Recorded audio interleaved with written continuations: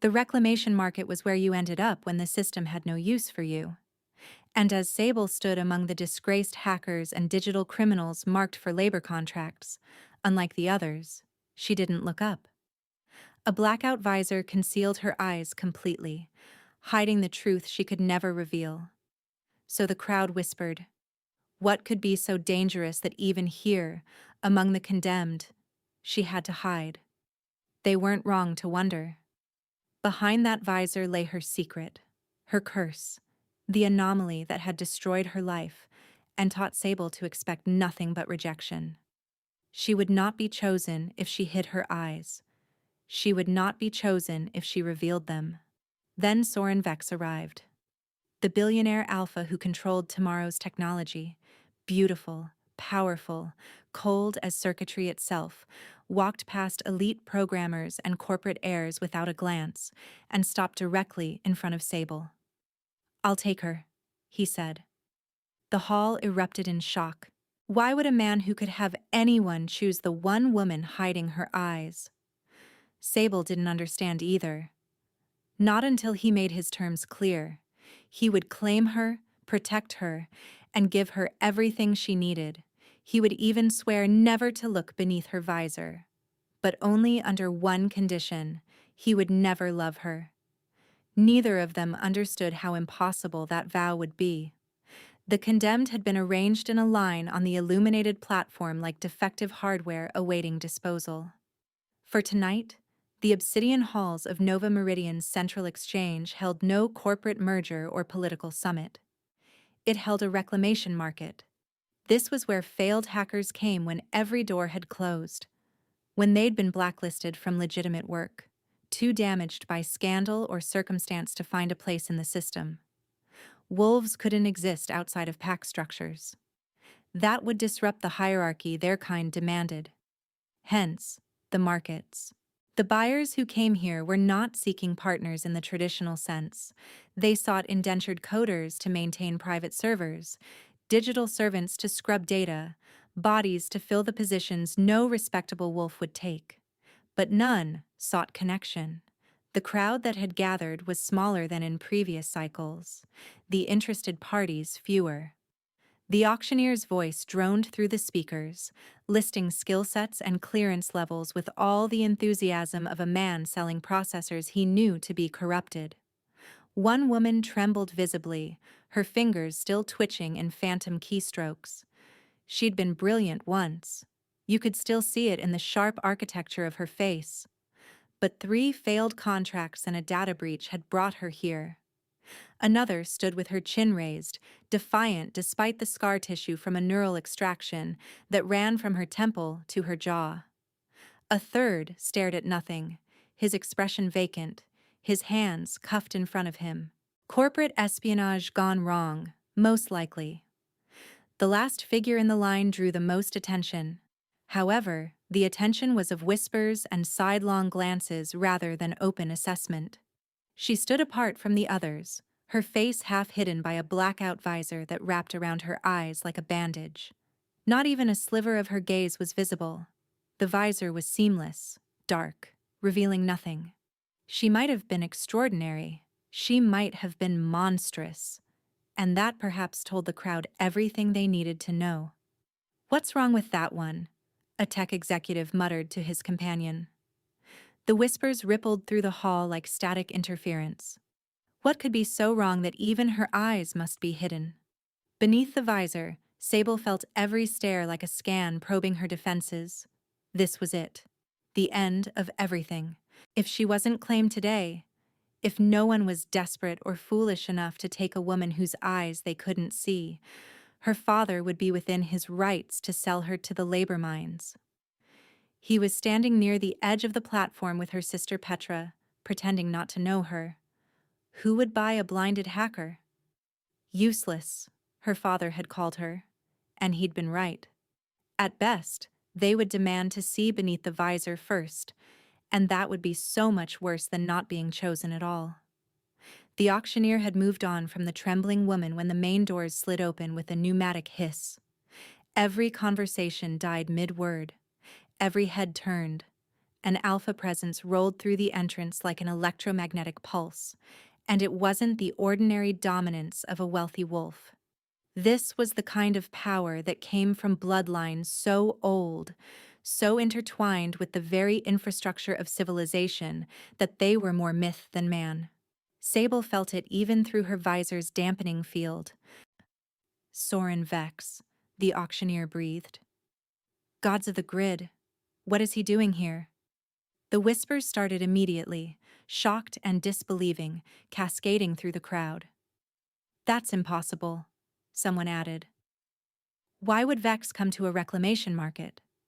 Soren Vex of Vexcore Industries walked into the hall as if he owned it, which Sable supposed he did. He owned most things. He was tall, taller than any man in the room, with hair so pale it looked silver under the artificial lights, and eyes like frozen mercury. Rumors said he was so beautiful it made socialites compose embarrassing poetry, and heiresses from rival corporations invent reasons to visit Nova Meridian. But Sable thought beautiful didn't cover it. Beautiful was too soft a word for those cheekbones, those colorless eyes, cold and precise, and absolutely merciless. Several of the executives stepped back as if distance might protect them from whatever this was, because this made no sense. None at all. Billionaire alphas didn't come to reclamation markets. Billionaires, especially this one, could have anyone, anything. So why was he here? Soren stopped in the center of the hall and his gaze swept over the platform. His expression revealed nothing. Continue, he said. It took the auctioneer 3 tries to find his voice. Mr. Vex, we are honored to have... I said continue. The words cut like a blade through corrupted code. He'd begun walking toward the platform, the crowd parting before him like a firewall opening. Sable felt him approaching and fought the urge to bolt. She heard his footsteps stop at the first woman, the one who'd been trembling. A long pause. Sable imagined him assessing her, calculating her worth. The footsteps moved on. Another pause. The scarred woman perhaps received more consideration, more dismissal. He continued down the line, and then the footsteps stopped directly in front of her. Sable's breath caught in her throat. She kept her head bowed, staring at the platform beneath her visor. The silence stretched. No one in the hall dared to breathe. And then, cutting through it like a system override, cold and final and absolutely certain, Soren Vex announced, I'll take her. There was only silence, and only when chaos erupted did Sable realize he'd meant her. Through the tinted window of the transport vehicle, she could see Vexcore Tower rising in the distance, black glass and chrome piercing the smog-tinged sky. And despite everything, despite the terror coiling in her chest, she felt something unexpected. Relief. She could still smell the desperation and decay in the recycled air of that market hall. Her father had made it clear no one would want what they couldn't verify. And when the auction ended with no offers, he'd be legally permitted to transfer her to the lithium mines. It was meant to be her father's final revenge. But then Soren Vex had walked into that hall, and everything had changed. He chose me, she thought, still unable to process it. The transport stopped. Sable's pulse thundered as a security officer opened the door and offered his hand. She took it with numb fingers, stepping down onto polished concrete. The tower loomed above her, impossibly sleek, impossibly vast. This is insanity, she thought. Why would he choose me? She followed the officer through corridors that seemed to stretch into infinity, her boots silent on floors that probably cost more than her entire existence. Staff members nodded as she passed, their eyes curious but not cruel. No one sneered. It was so different from her father's compound that she felt destabilized. They stopped before a door of brushed titanium. The officer pressed his palm to a scanner, and it slid open. Mr. Vex will see you now. Sable's throat went dry as she stepped inside. The room was a command center disguised as an office, screens lined with data streams, a desk covered in holographic displays, a window spanning the entire wall with a view of the city sprawled below like a circuit board. And standing by that window, backlit by the gray afternoon glow, was Soren Vex himself. He was tall. That was Sable's first coherent thought. And when he turned to look at her, she felt the cold radiating from him like a physical force, as if winter had been coded into his bones. She dropped into a formal bow, her visor shifting forward. "Mr. Vex." "Rise," he said. His voice matched everything else about him. Distant, controlled, empty of warmth. Sable straightened, her heart pounding so hard she was certain his security systems could detect it. Through the tint of her visor, she could make out the hard line of his jaw, the frost in his eyes as they passed over her without interest. No curiosity at all about what lay beneath her covering. "Mr. Vex," she began, her voice barely steady. "I never meant to deceive you." "Deceive me?" One pale eyebrow lifted slightly. "Yes." Sable nodded. "The visor. I should explain why I—" He raised one hand, cutting her off. "I don't need to know. The bonding contract will be finalized in 3 days. That's all you need to concern yourself with." Sable blinked. "Sir, please. Before you access my files, before you look, you have to understand the reason I wear this. If you'd just let me explain, I will not be looking."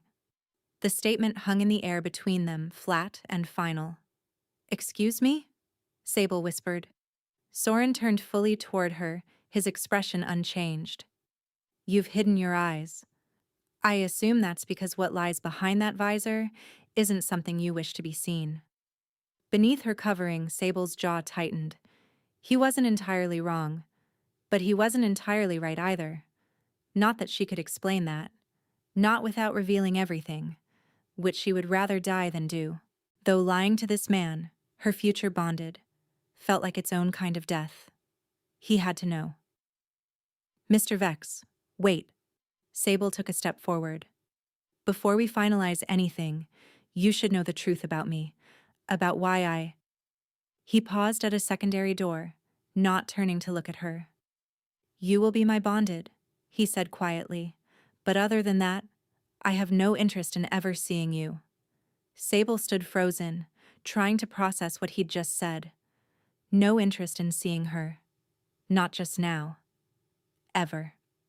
"Sir," she managed, "even if you never wish to see me, others will. People will talk.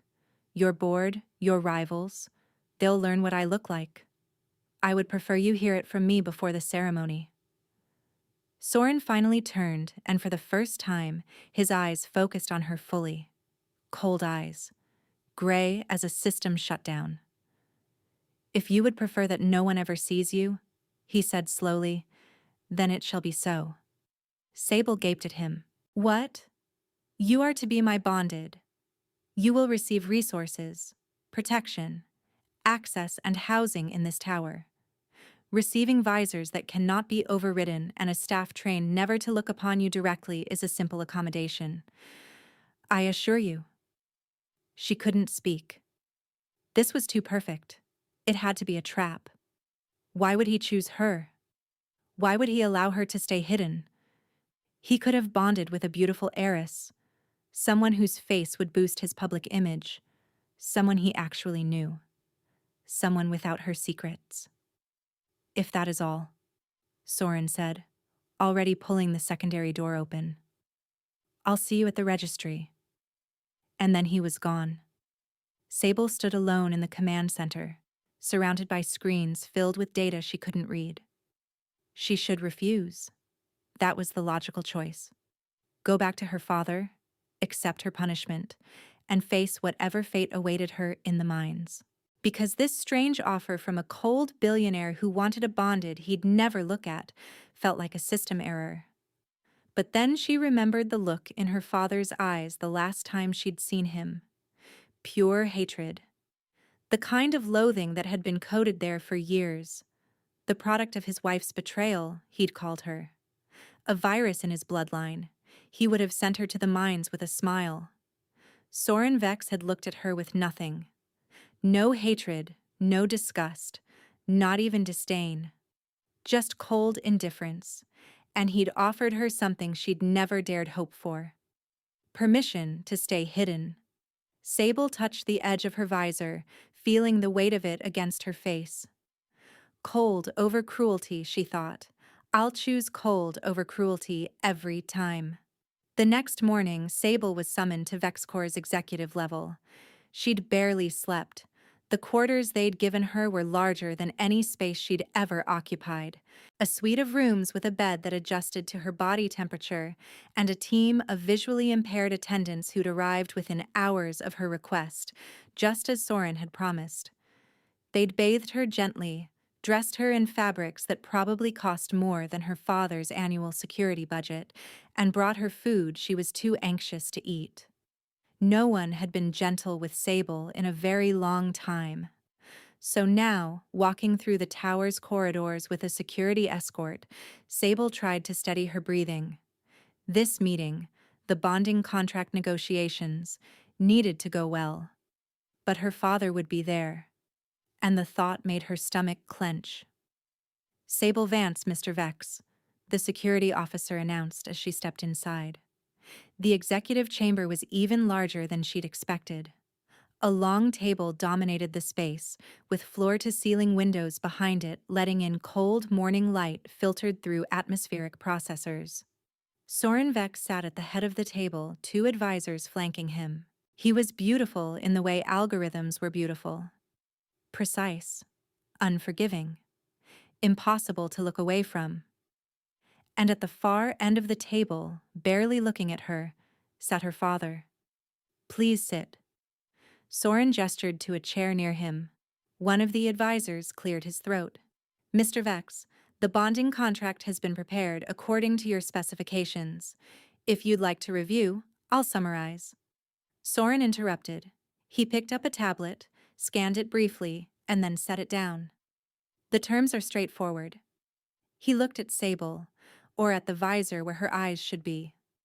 "Of first and most important, I will never look upon you. Neither I nor anyone in my organization, my household, or my sphere of influence will be permitted to see your eyes." Sable inhaled sharply. "Is this agreeable to you?" Soren asked. Before Sable could answer, her father surged forward in his seat. "Mr. Vex, I must protest.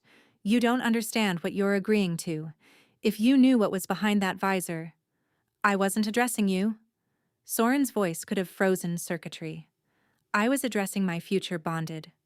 Sable stared at the billionaire, something warm and unfamiliar blooming in her chest. "My future bonded," he repeated. "Is this agreeable to you?" "Yes," Sable said quietly. "It's more than agreeable, Mr. Vex." She paused. "Thank you for your accommodation." One of the advisors shifted uncomfortably. Soren tilted his head slightly, and for the first time, she saw something other than cold indifference in his expression. "Accommodation?" he asked, as if the word were foreign. "Yes." Sable's voice was steadier now. "You've honored my request to remain covered. The attendants you sent, the ones with visual impairments, they've been gentle and respectful." She steadied her breathing before she concluded simply, "That was considerate of you." Soren looked at her for a long moment. Then he shook his head slightly and returned his attention to the contract. "The other conditions are as follows," he said, his tone once again purely transactional. "You will provide me with an heir, preferably more than one, to secure succession of VexCorp. But other than that, we will not share a life. We will not share quarters. We will not dine together or spend time together. You will attend certain corporate functions with me, perhaps 3 or 4 times annually, to maintain appearances before the board and visiting investors. That is all." He paused, then added with the same measured precision, "The bonding will be contractual only. You will live comfortably. You will want for nothing. But I want nothing to do with you beyond what is necessary to produce heirs. Sable could feel the advisors watching her, waiting for her reaction. Her father had gone very still, his eyes fixed on her as if expecting her to break, to weep, to refuse. Even Soren seemed to be bracing for something, his jaw set in a way that emphasized the sharp line of it. But Sable didn't flinch. His scent was calm, controlled. There was no malice in it, no desire to humiliate, no cruelty. He was simply stating parameters the same way someone might state system requirements. He wasn't trying to hurt her. I agree to your terms, Mr. Vex, Sable said clearly. They're more than generous. You do me a great honor. The advisor stared. Her father's expression twisted with fury. And Soren? Soren looked utterly perplexed. The confusion made him seem younger somehow. More human. An honor?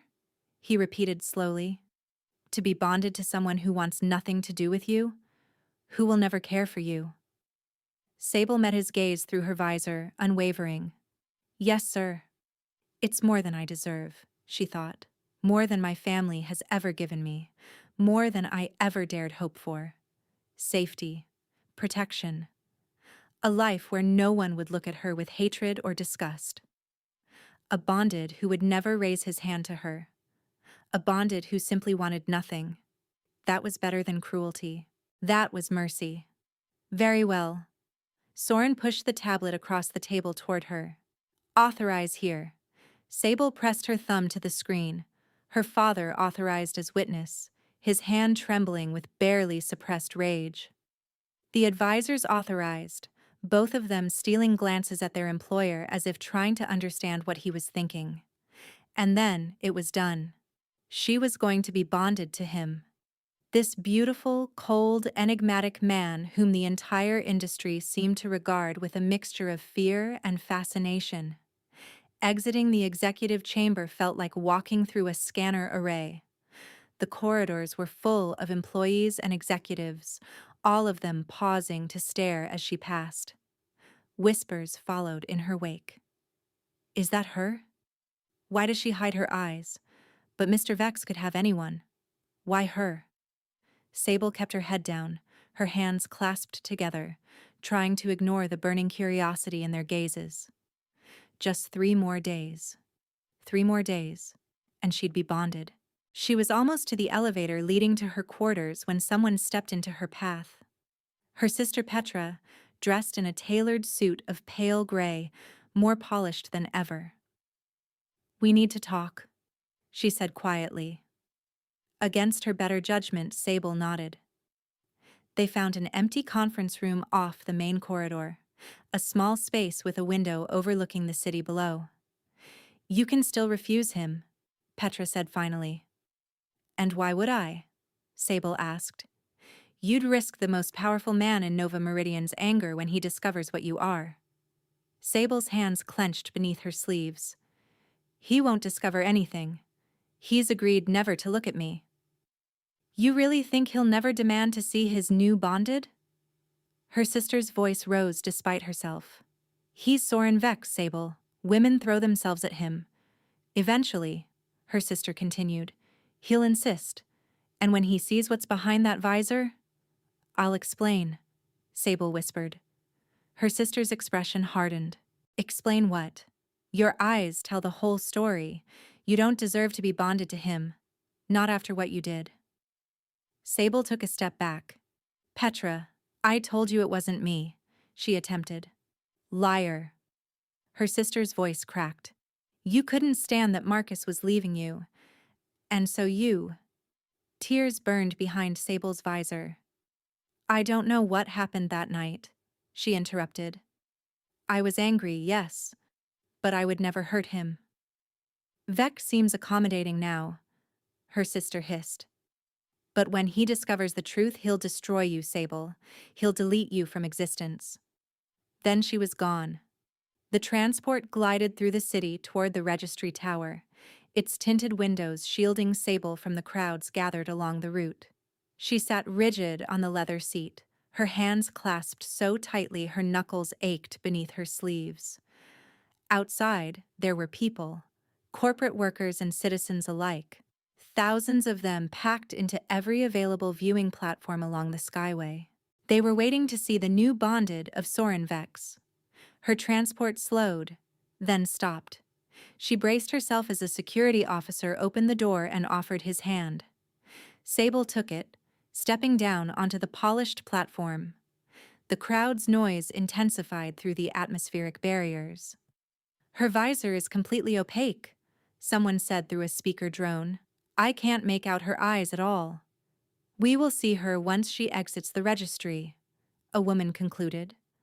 Sable's stomach twisted. They're about to be disappointed, she thought. One step, then another. The registry entrance loomed before her, and she walked toward it alone. No father to present her. The moment she crossed the threshold, the noise outside faded to a muffled hum. The chamber was filled with Nova Meridian's elite in their finest attire, silks and smart fabrics, jewelry that probably contained more processing power than most city blocks. Every single face turned toward her, whispers cascading through the crowd. What does she look like? Perhaps she's been disfigured. Some kind of neural damage. Sable's fingers tightened at her sides, but she kept her gaze fixed straight ahead, where the registration altar waited. Where he waited. Soren stood perfectly still. He wore black. Of course he did.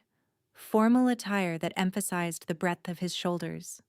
And even from this distance, Sable could see the sharp lines of his features, the cold beauty that made him look like something engineered rather than born. He was watching her approach, but his expression revealed nothing. Just that same blank, perfect control he always displayed. And as she approached, she noted his scent didn't betray anything either. How does he do that? She wondered. Most wolves couldn't regulate their scent so completely. Emotion always bled through. The officiant began the ceremony, his voice echoing through the vast chamber.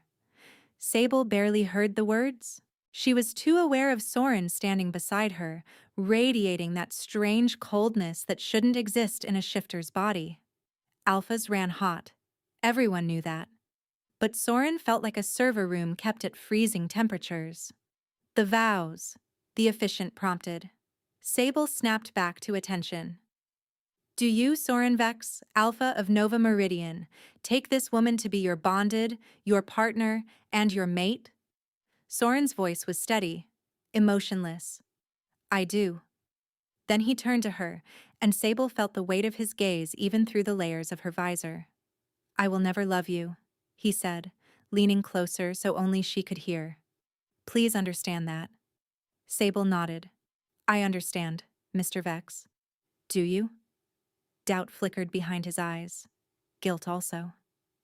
"Truly. Yes." And she did. Whatever reason he had for this strange bonding, she understood that love was not part of the code. She could function within that.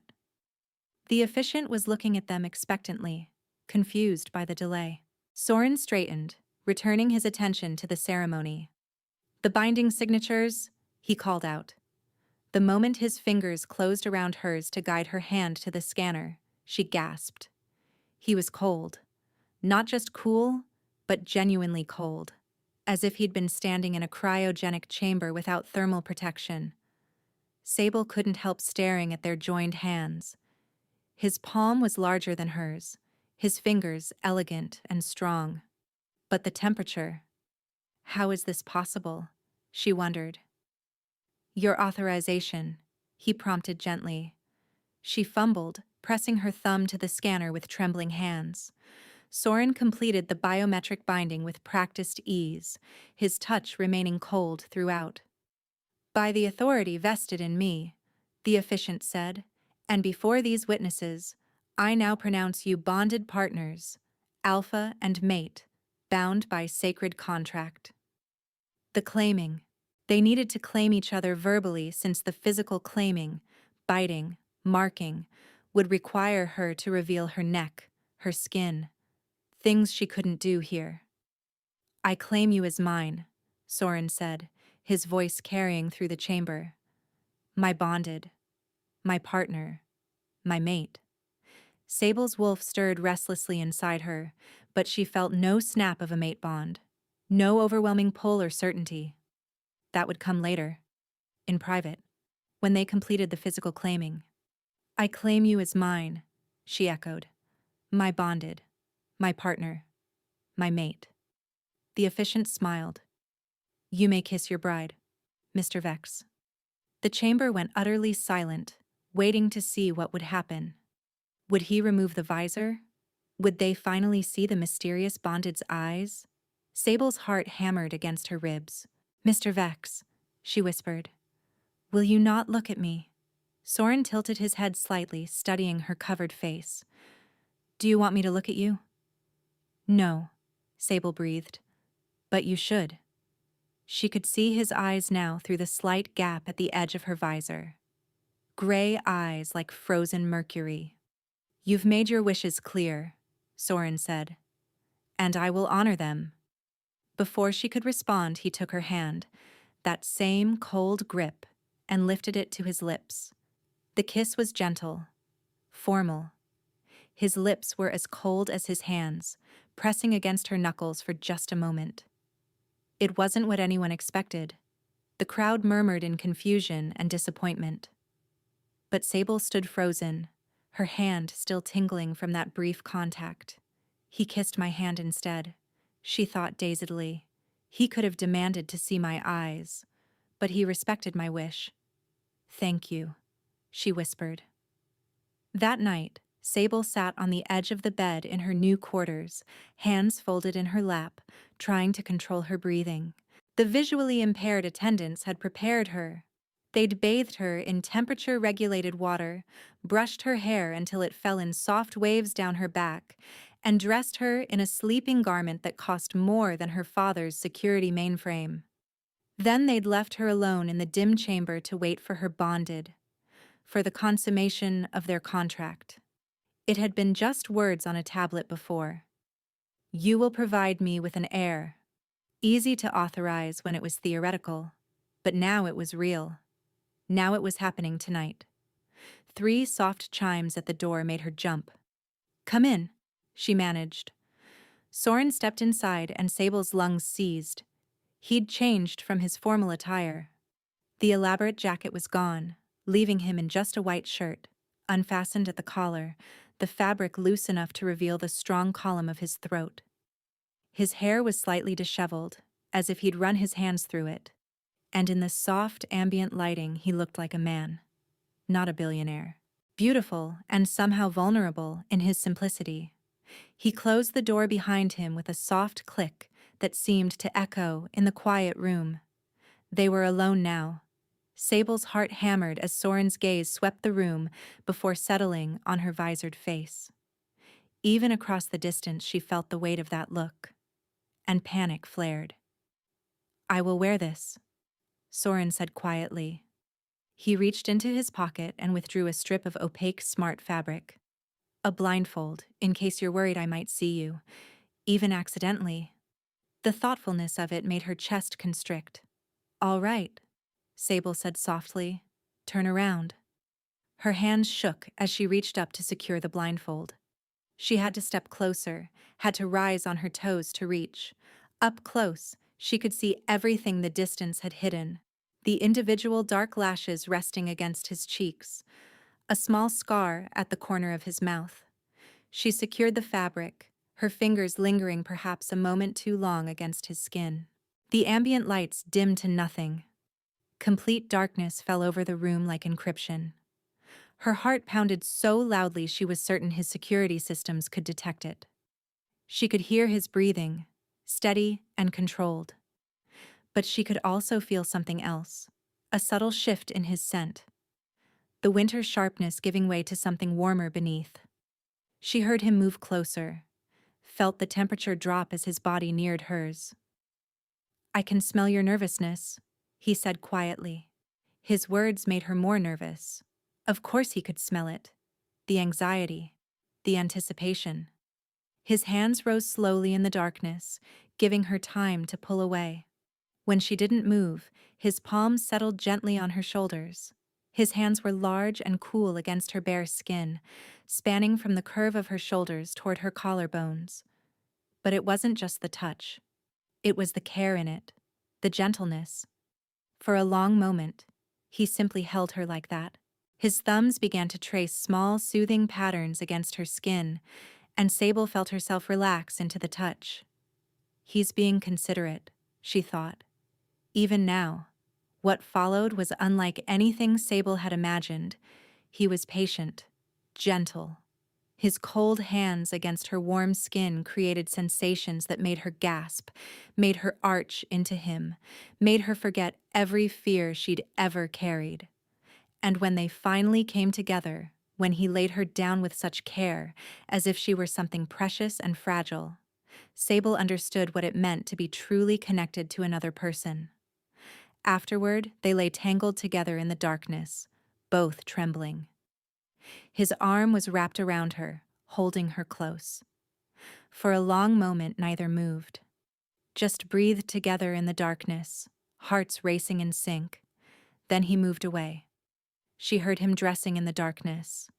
But instead of leaving immediately, his footsteps approached the bed again. He kissed her knuckles slowly. Each one a gentle press of cool lips. "Thank you," he murmured, "for tonight." The tenderness in his voice made her throat tight. Then, reluctantly, he released her hand and left. The morning after her bonding night, Sable woke alone. She touched her neck where Soren had kissed her, feeling the tender spots where his mouth had worked. He was here, she thought. The visually impaired attendants arrived to help her dress, their gentle hands efficient. Once covered, Sable ventured out into the tower, free to wander.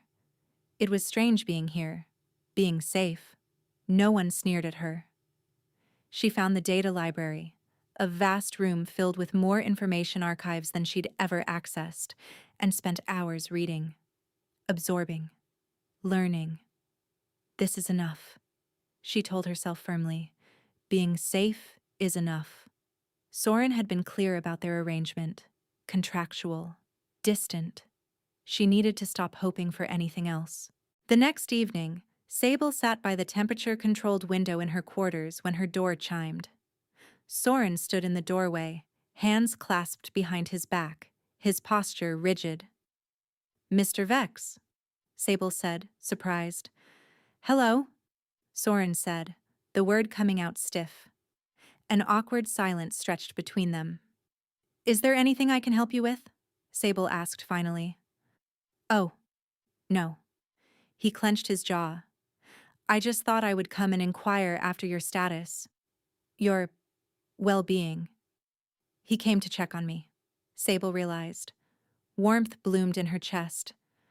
"I'm perfectly fine, Mr. Vex," she said softly. Another silence. But Soren didn't leave.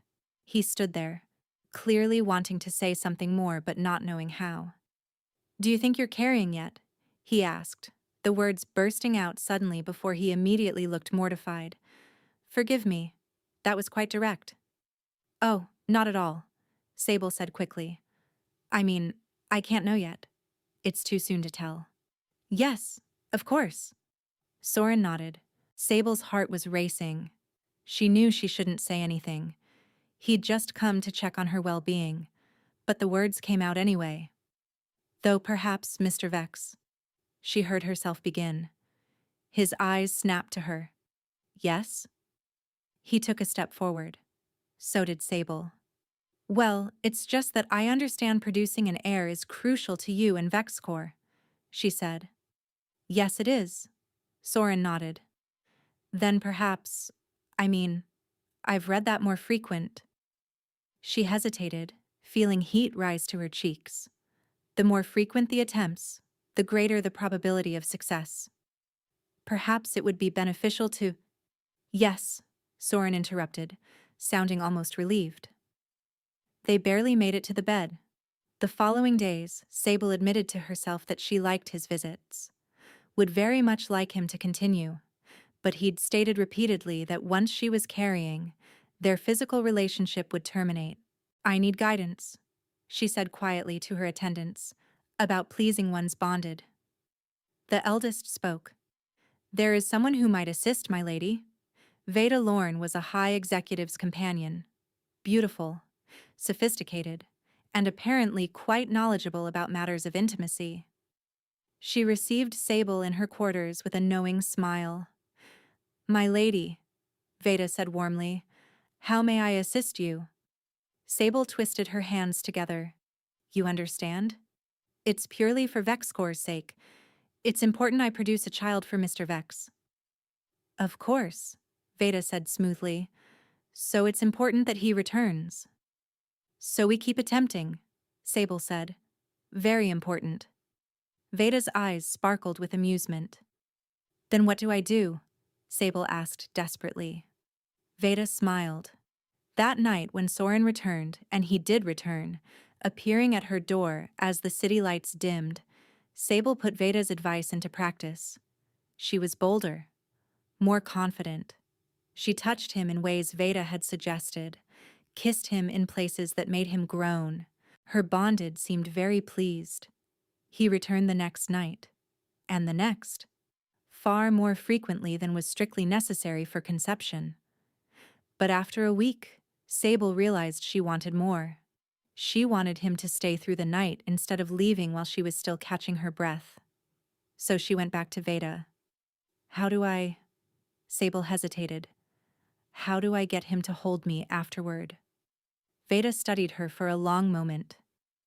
Mr. Vex isn't known to have many companions, and the ones he has taken in the past never lasted more than one night. So you're already doing something right. She leaned closer. But if you want to get him to actually sleep with you in the proper sense, Sable held her breath. Yes? Exhaust him, Veda said solemnly. So Sable put all her newfound knowledge to use. She begged for his touch. She did things to him that made him curse and lose himself completely. They came together once, twice.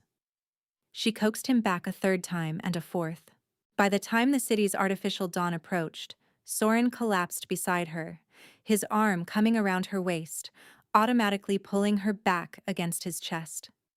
Within moments, his breathing evened out into sleep. Sable lay very still, hardly daring to breathe, delighted beyond measure. In the morning, her fingers found the edge of his blindfold, touching it gently. You really don't mind, she whispered. Soren smiled. I would like to see you, he said quietly. Very much. But not if you don't want me to. Not if it would make you unhappy. He pressed a kiss to her shoulder and pulled her closer. And Sable felt like she might float away from happiness. Why can't you love me? She wanted to ask. When you are already so good to me. She dared not ask. He respected her desire to stay concealed. She'd respect his boundaries. And every evening, without fail, Soren came to her quarters. Though one night she woke to find him shivering beside her despite being buried under thermal blankets. His skin was like ice against hers. Sable slipped from the bed and adjusted the climate controls, raising the temperature until the room was almost uncomfortably warm. It became a pattern. She'd wake in the night to adjust the heating. She had the attendants bring warmer garments to his chambers. One evening, after he'd arrived looking particularly pale, Sable finally asked, Is something wrong? What do you mean? Soren replied, confused. You're always so... Sable hesitated. We shifters tend to run hot, Soren. Especially alphas like you. But you... Soren tensed beside her. It's a family condition, he interrupted. His tone made it clear he didn't want to discuss it further. That night, after they came together, instead of dressing to leave, he lay beside her in the darkness, still wound tight. Something is troubling you? Sable asked softly. A long pause. Then, contract negotiations.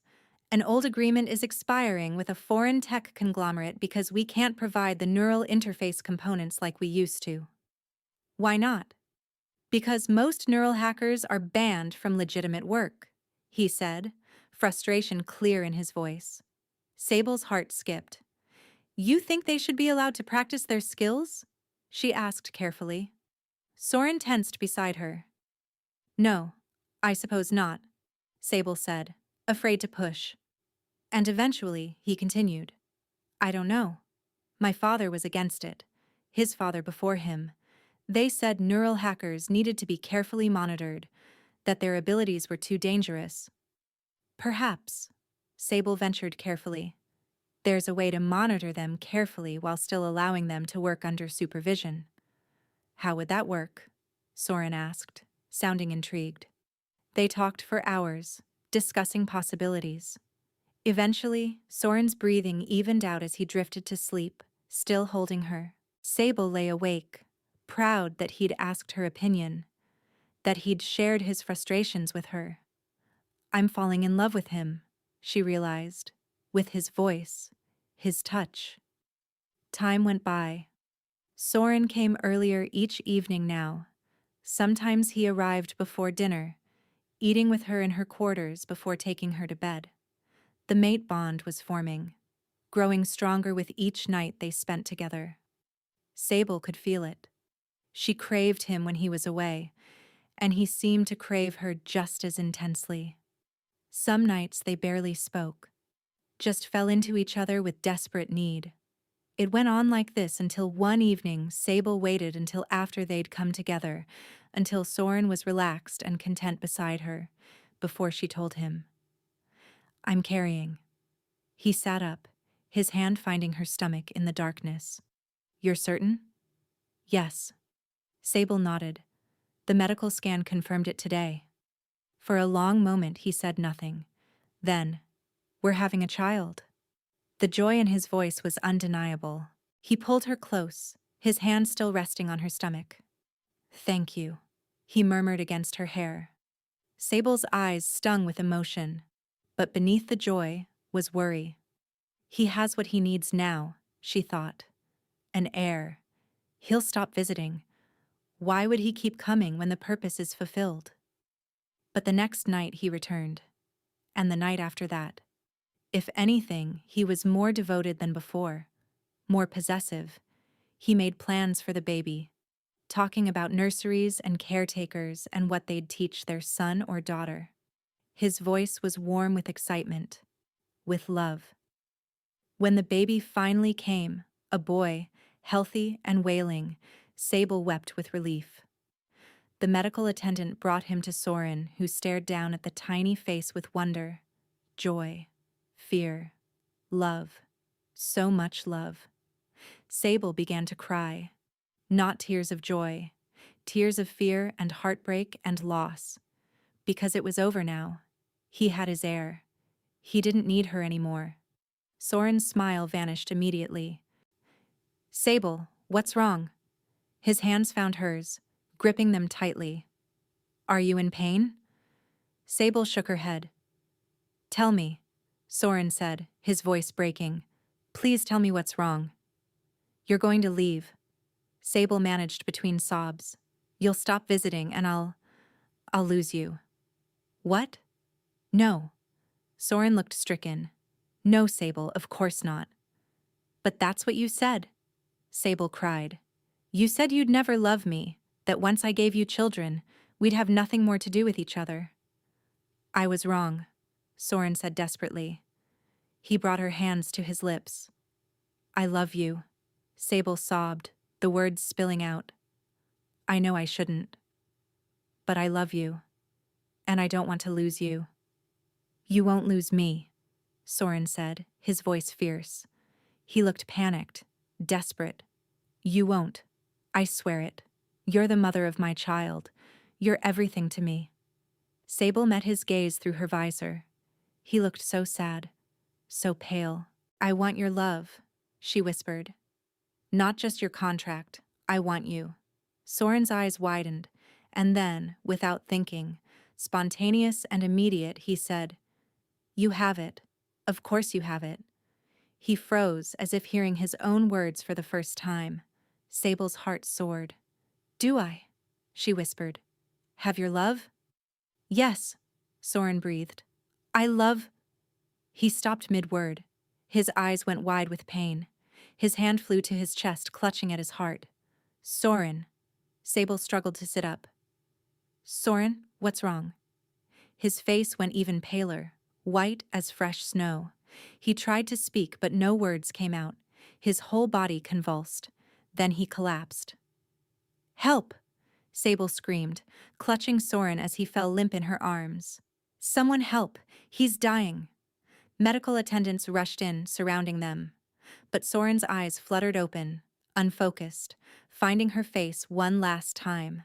It's no use, he whispered, his voice barely audible. There's no cure. There never was. Sable touched his face with trembling hands. His skin was like ice, colder than she'd ever felt it. This is something else, Sable realized with dawning horror. Something coded into you. What's happening? Soren's hand found hers, his grip weak. There's a failsafe, he said quietly. On all the heirs of my bloodline, we cannot love. His eyes met hers through her visor. If we fall in love, we die. Sable shook her head in panic. No, it can't be. My ancestor, generations ago, Soren's breath came in shallow gasps, wanted to ensure the heirs of Vexcor would never be compromised by emotion, never weakened by attachment. So he commissioned a neural engineer to code a failsafe into our bloodline. Sable gasped. And now every heir since has been incapable of feeling love, Soren continued, or rather, incapable of surviving it. If we ever do fall in love, the failsafe activates. Our neural pathways freeze. We die. He laughed bitterly, the sound turning into a cough. My ancestor regretted it almost immediately, realized he'd been manipulated. That's why neural hackers were banned from Vexcor territories. He blamed them for his mistake. Sable's mind raced as Soren's eyes fluttered closed. I chose you because I thought I'd never fall in love with someone I couldn't see, he confessed. I thought if I never knew your eyes, never truly knew you, it would keep my system safe. But it didn't, Sable whispered. No. His hand tightened on hers. I fell in love with you, Sable. Every part of you I could know. Then I'm killing you. Tears streamed down Sable's face. My very existence is killing you. No, Soren said fiercely. You gave me life. For the first time, I felt alive. You made me happy, Sable. So happy. I have no regrets. I won't let you die. Sable's voice was steel through her tears. What if you stopped loving me?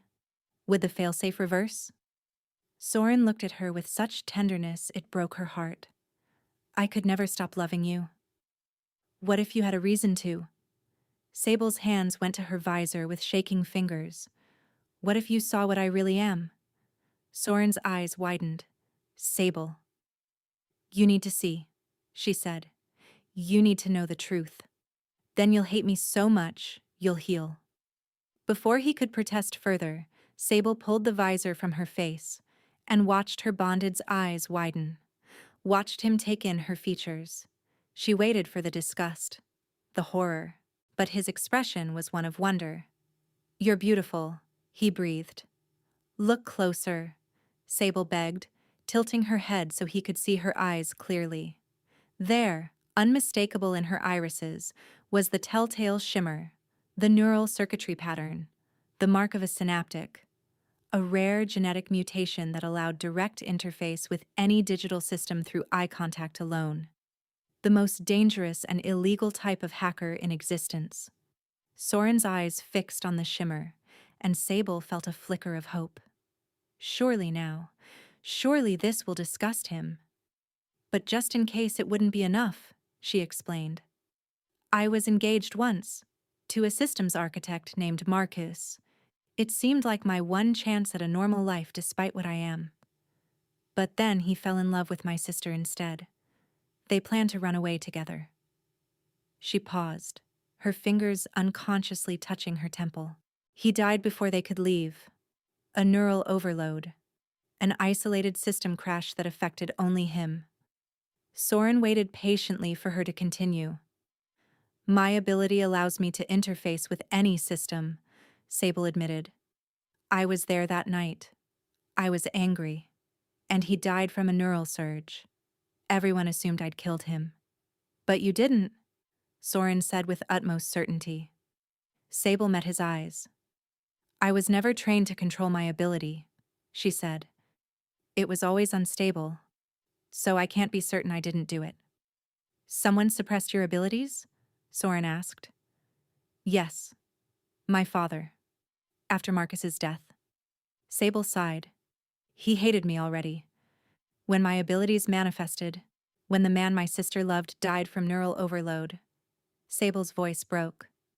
It gave him the perfect excuse to be rid of me. She looked down at Soren, at the frost spreading across his chest. I'm a synaptic, she said, like the neural engineers who created your family's failsafe. I'm exactly what you've been programmed to hate. Let that corrupt your love for me. Let me be dangerous enough that you stop loving me and live. Soren reached up with a trembling hand and cupped her cheek. How can you say that? He said softly, when I love you more now than I did a moment ago. No, Sable protested. You were willing to let me see your deepest shame just to break my failsafe. His thumb stroked over her temple. How could I not love you more for that? Soren, please, Sable begged. You didn't kill that man, Soren said with certainty. I know you didn't. Your ability responds to your emotions, and you're the kindest person I've ever known. Even in rage, you wouldn't kill. He smiled weakly. It doesn't matter, Sable said desperately. I'm still a synaptic. I'm still the woman I love, Soren finished. The mother of my child. My everything. His breathing was getting shallower. You've made me so happy, Sable. But even as he spoke, Soren's eyes fluttered closed. His hand fell from her face. The frost spread further across his chest. Soren, she gasped. He didn't respond. 3 weeks had passed since Kian's birth. 3 weeks of Sable barely sleeping, dividing her time between caring for her infant son and sitting vigil besides her dying bonded. The frost had spread from his chest to cover most of his torso. His lips were blue, his skin translucent, and yesterday he'd stopped waking at all. I want a neural specialist brought to the tower, Sable said to the executive board. A powerful one. The executives exchanged uncomfortable glances. My lady, the eldest began carefully. Neural hackers are permitted only for minor system maintenance. The Alpha is dying, Sable cut him off. I am acting CEO while my bonded is incapacitated, and I will use that authority. Bring me a specialist or I will dissolve this board entirely. Silence. There's a powerful neural architect in the Eastern Territories, the first executive said reluctantly. Do it, Sable commanded. The specialist arrived that afternoon, an old woman with sharp eyes and hands that moved like they were conducting invisible systems. She examined Soren thoroughly while Sable hovered nearby, Kian sleeping against her shoulder. Neural ice, the woman said finally. A failsafe coated deep. Very old. Very sophisticated. Can you break it? Sable asked desperately. The specialist shook her head slowly. It's a bloodline code. That makes it exponentially more difficult. Sable looked down at Kian. Will my son carry this failsafe too? It's probable, yes, the specialist said gently. Sable felt like she couldn't breathe. There must be a way to break it, she said, her voice shaking. Against ice protocols, heat would be most effective, the specialist said. A surge of raw neural energy. But unfortunately, I don't have that kind of power. I'm a synaptic, Sable said quickly. Could my ability work? The specialist's eyes sharpened. A synaptic? She paused, studying Sable. But your abilities are suppressed. I can feel the dampener. Sable's heart sank. Yes. My father had me suppressed years ago, Wait. The specialist stepped closer. That neural signature? Is your father Harlan Vance? Sable blinked. Yes. How did you? I knew his mother. Your grandmother. Isolde was my twin sister. The world tilted. Your twin? But that would mean… Yes. Your grandmother was a synaptic. Sable's mind reeled. My father's mother was a synaptic? She was. But when your grandfather discovered it, he had her eliminated. Accused her of corporate espionage to justify the termination. Understanding crashed over Sable like a system overload. Her father had always hated her, always believed her mother had been illegally modified because Sable had abilities. But the mutation hadn't come from her mother at all. It had come from him. I need to speak to my father, Sable said. I need him to release the suppressor. The Vance compound loomed before her as the city lights dimmed. Sable strode toward the entrance, flanked by two of Soren's personal security officers. A servant tried to stop her. Lady Sable, your father is not receiving… He'll receive the acting CEO of VexCorp, Sable said coldly. She pushed past into the main hall. Her father stood by the display wall, a drink in his hand. When he saw her, his face twisted with disgust. Sable's sister Petra stood quickly from the corner. You, he spat. How dare you show your face here? I need you to release my suppressor, Sable said. Now. Harlan barked a laugh. Soren Vex is dying, Sable insisted. I need my abilities to save him. No, her father said. Father, please, Petra began.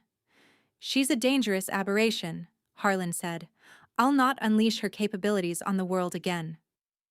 You've always seen the worst in me, Sable said. I told you I had nothing to do with Marcus's death, but you didn't believe me. Of course I didn't believe you, Harlan sneered. You're just like your mother. Mother didn't have modifications, Sable said steadily. The synaptic gene came from you. Silence crashed over the room. What? Petra whispered. Your grandmother was a synaptic. Sable's eyes never left her father's face. Your father had her eliminated when he discovered it, but she passed her mutation down to you, father, and to me. Petra's hand flew to her mouth. Mother was never modified? Father, is this true? Sable watched her father's face carefully, watched the way his jaw clenched. You've known, Sable said slowly. You've always known. Yes. Harlan's voice was flat. Of course I knew, Petra gasped. What was I supposed to do? Harlan demanded. Grandfather had assured me all synaptic capabilities in our line were dormant. Then my daughter manifests full neural interface. Your mother refused to let me suppress you, wanted to contact the academy. Have you trained properly? He shrugged. I needed your abilities contained, and so your mother had to disappear. The casual way he said it made Sable's blood run cold. Petra stumbled backward. How could you? She was our mother. Why eliminate Mother at all if you just wanted to suppress Sable? Petra cried. I did have her suppressed, Harlan said. I had Sable's abilities dampened immediately, the very day after they manifested. Both Sable and Petra went very still, because Sable's abilities had manifested when she'd turned 15. And if she'd been suppressed since then… Petra's voice shook. How did she kill Marcus? If she was already suppressed, how did she use neural interface to kill him? For just a moment, Harlan looked uncertain. You killed him, Sable breathed.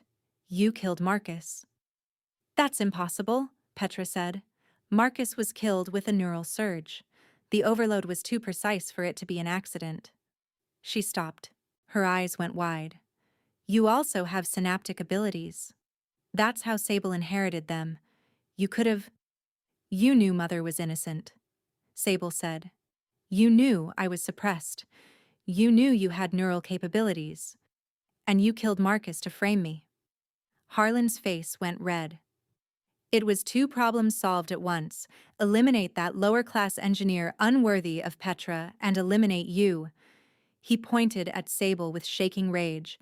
I could finally be rid of the reminder of my contaminated bloodline. He never finished the sentence. Petra's fist connected with his jaw with a sickening crack. Harlan stumbled backward. His head hit the edge of the display wall as he fell, and he collapsed to the floor, unconscious. Silence. Sable and Petra stared at each other across their father's prone body. Sister, Petra began, her voice shaking. Later, Sable said firmly. I need the suppressor key. Petra nodded quickly. She ran from the room. Sable stood over her father's unconscious form, feeling nothing. No anger, no satisfaction, just emptiness. He hated me my whole life for something that came from him, she thought distantly. Petra returned breathless, pressing a small device into Sable's hands. Here, the suppressor key. Thank you, Sable said. I'll contact the authorities, Petra said. Have father arrested. I'll testify about what he did. Sable studied her sister. This woman who'd hated her for years, but who'd just struck their father and was now offering to stand against him. Thank you, Sable said again, softer this time. I'm sorry, Petra whispered. For everything. Later, Sable repeated but gently. We'll talk after. She entered her transport and raced back toward Vexcore Tower, the suppressor key clutched tight in her hand. 6 months later, Sable stood in the training facility, neural energy crackling between her fingertips. The power responded to her will now. Controlled. Precise. No longer wild. Good, the old specialist said. Now focus it. Sable concentrated, and the energy spiraled into a tight beam before dissipating harmlessly. She desperately needed to catch up on years of having her abilities suppressed. When the dampener had deactivated, power had flooded back into her neural pathways like data released from a corrupted drive. She remembered placing her glowing hands on Soren's frozen chest, terrified she'd overload him. But the ice had melted. The failsafe had shattered under her surge of raw energy. After days, his eyes had opened. Sable. His voice had been hoarse. You're alive, she'd sobbed. The memory still made her eyes sting. My lady. Sable turned to see Petra approaching with Kian. The baby squealed at seeing her. Someone wanted his mother, Petra said, passing him over. Sable kissed his soft cheek. How was the board meeting? Petra had taken a seat on Vexcore's executive council after their father's assets and titles were stripped. Harlan Vance now sat in a detention facility, convicted of murder and corporate conspiracy. Productive, Petra said. The new academy for synaptics is nearly complete. Sable smiled. Soren's first act after recovering had been to lift the ban on neural hackers entirely, to create legitimate pathways for those with abilities to work and thrive. My lady, a security officer bowed. Mr. Vex requests your presence in the observation deck. Sable's heart skipped, the mate bond singing. Tell him I'll be there shortly. She found Soren by the windows, Kian napping against her shoulder. He looked healthy now, color in his face, warmth in his skin. The failsafe was broken completely, not just for Soren, but for the entire bloodline. Kian would never suffer as his father had. My bonded, Soren said, smiling. He pulled her close, careful not to wake the baby, and kissed her temple. And my son. He wanted to see you. Sable smiled. This boy knows what he wants. Soren stroked Kian's dark hair. Like his father. Sable laughed softly. Like his father? Is that so? I wanted you from the first moment I touched you, even when I was trying to convince myself I didn't. Soren cupped her face gently, the face he could finally see, the eyes that had saved him. You saved me, Sable. In every way a person can be saved. We saved each other. she corrected softly. She looked at Kian. We were both hiding, both concealing ourselves from each other, and yet, we found freedom anyway, Soren finished.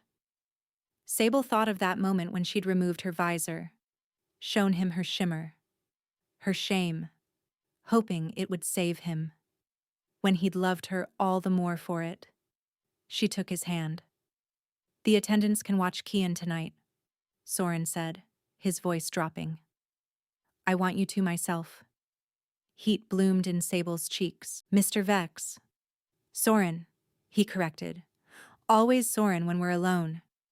She thought of everything they'd been through, the reclamation market, the contract bonding built on distance, the nights in darkness where truth had emerged. They'd both entered this arrangement seeking escape. But neither had expected love. Love had found them anyway, and in loving each other, they'd freed not just themselves, but an entire system. The reclamation market was where you ended up when the system had no use for you. And as Sable stood among the disgraced hackers and digital criminals marked for labor contracts, unlike the others, she didn't look up. A blackout visor concealed her eyes completely, hiding the truth she could never reveal. So the crowd whispered, what could be so dangerous that even here, among the condemned, she had to hide? They weren't wrong to wonder. Behind that visor lay her secret, her curse, the anomaly that had destroyed her life and taught Sable to expect nothing but rejection. She would not be chosen if she hid her eyes. She would not be chosen if she revealed them. Then Soren Vex arrived, the billionaire alpha who controlled tomorrow's technology, beautiful, powerful, cold as circuitry itself, walked past elite programmers and corporate heirs without a glance and stopped directly in front of Sable. I'll take her, he said. The hall erupted in shock. Why would a man who could have anyone choose the one woman hiding her eyes? Sable didn't understand either. Not until he made his terms clear. He would claim her, protect her, and give her everything she needed. He would even swear never to look beneath her visor. But only under one condition: he would never love her. Neither of them understood how impossible that vow would be.